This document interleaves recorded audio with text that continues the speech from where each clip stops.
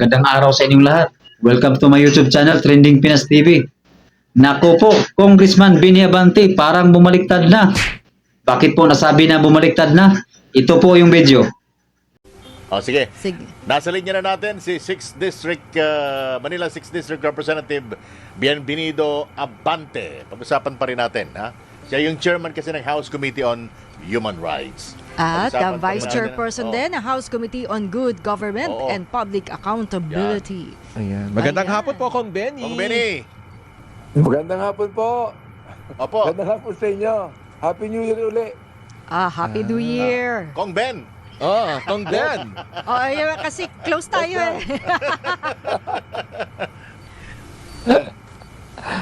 Kong? Ayan. Oo. Sige. Ayun, akala namin nag-close yung linya eh. Viber to, no? Viber. Ayan. Oo. Sige. Ayan, Kong Benny. Benny ang Yes, Benny, sir. Ben Yes, ka, ma'am. Benny ako. Maan makapagal. Eto nga ay sinasabi nga malapit na, no? Yung matapos yung 1-year bar Bar rule sa February. yan. Feb 6 yata, Feb parang 6. ganon. Ano po yung pinaghahandaan na po ba ito sa Kamara? Actually, wala akong alam dyan, Maan eh. I mean, ang alam ko dyan, yung Makabayan Bloc will be the one to file the impeachment. Sila magpa-file ng impeachment. And sinasabi ko din sa mga kasamahan ko, mukhang wala silang masyadong excitement to support. Yun ang alam ko. Oo. Ay, Kaya, so, I don't know, kung Makabayan Block yan, maaaring mga anim sila. Pero nakikita ko naman na walang masyadong excitement ang mga administration congressmen to support the impeachment. So paano ho 'yun? Kung hindi suportado ng mga kongresista, paano magiging kapalaran nun na Kong Benny? Magiging baliwala. The thing is, ang sinasabi ng mga congressman natin, magiging baliwala rin sa Senado. Ibig sabihin, more senators will not support the impeachment so, proceeding. ibig sabihin, wala na bang pag-asa na mahabol natin? Alam mo, ano yan yung bang, sabi ko nga, we will just cross the bridge and we get there, no? Yung lagi sinasabi nila. But at this point in time, wala akong nakikitang talagang massive support for the impeachment right now. Pero kung I don't know when we get back to the Congress session, palagay ko mga 2 weeks from now, kung merong talagang magkakaroon talaga ng support. kasi Pero at this point in time, hindi pa eh. pero kung ang magiging basihan is bakit tinatabangan yung mga kasama niya dyan sa Kongreso, yung naging kapalaran ng impeachment sa panahon ni dating Senate President Chis Escudero, iba na ngayon ang di ba? Iba na ngayon ang liderato? Maaari, iba na liderato, pero still, meron pa ring mga May doubt pa rin. supporter si Vice President Sara that will go against the impeachment.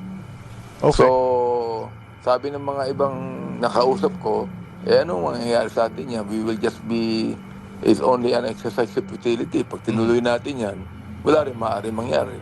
Pero in the next 2 weeks, makikita po natin kung ano magiging kapasyahan ng mga marami natin mga congressman tungkol dyan. Kong Ben, so malilinawan in the next weeks, no? Kung Yes. Oo. Pero yun nga kasi parang ngayon pa lang ay yun nga yung pakiramdam na walang pag-asa. Pero hindi ba okay na mas kumbaga i-try pa din? Lalo't may support ng public. Oo, malaki yung support ng public diyan. Kasi hindi naman namatay yung hindi naman namatay Kong Benny, di ba yung yung We will see dahil meron yata silang one of the evidences that they will file. Kasama yung testimony ni Madriaga. Adriaga. Kasi nga hindi Oo. naman na-absuelto dun sa... Hindi naman absuelto, di ba? Dahil hindi nga medyo nagtuloy-tuloy. medyo matindi ang testimony ni Madriaga. Medyo matindi yun eh. Kaya palagay ko, makikita rin ng ating mga kapwa congressman yan. Ako, I'm thinking kung anong magiging stand ko tungkol diyan. I really would like ako personally speaking, kung talagang merong overwhelming evidence to warrant the case, why not? Hindi naman tinatabangan ng interes ang Congress kay Madriaga. Hindi naman. Oo. Sa amin, ako, personally speaking, I think yung testimony ni Madriaga is quite strong. Pero Quite strong. posible bang magbukas kayo ng house inquiry dito sa mga aligasyon ni Madriaga? Anong komite papatak Oo. kung sakasakali? Maaari, it might be, that will, hindi ko alam if that will fall under the good government or public order. Oo. Sa tingin niyo po, harap na kaya ang pangalawang pangulo? Kasi naalala ko nun, dismayado rin kayo nun dahil nga ilang beses nang tumatakbo yung Committee on Good Government and Public Accountability at hindi siya umaattend. Ikaw wala kang kasawa-sawa. Ako, sa palagay ko, I don't think that the Vice President will face the hearing.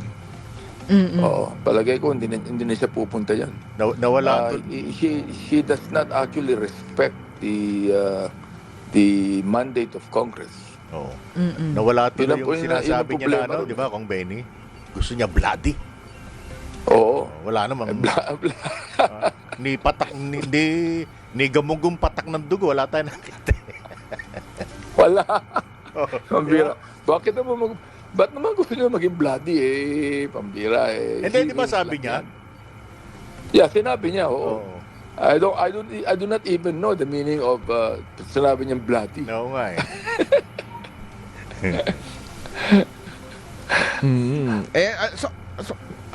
Saan tayo mapunta? Kung Benny. Oo nga. Kasi the thing is, na-overwhelm kasi ito ng mga corruption on the flood control project. Yun ang problema. So yung binabalita mo sa amin, parang tantamount to saying na wala tayong aasang impeachment this year. Ganun ba? Kasi while we would like to actually tinan natin maigi kung anong mga ebidensya laban sa Vice President. So, ang ebidensya lang would be the 128 million o billion. Pero bakit pinabayaan natin yung flood control projects na bilyon-bilyong ang halaga? Ilang mga Yun ang problema dyan. Oo. Ilang mga congressman na yung naringgan mo o nakita mo ng parang tinatabangan diyan? May mga ilan na eh. Kasi alam mo, the thing is, alam mo naman ang Congress ngayon, they work through the leadership, to the political parties, no?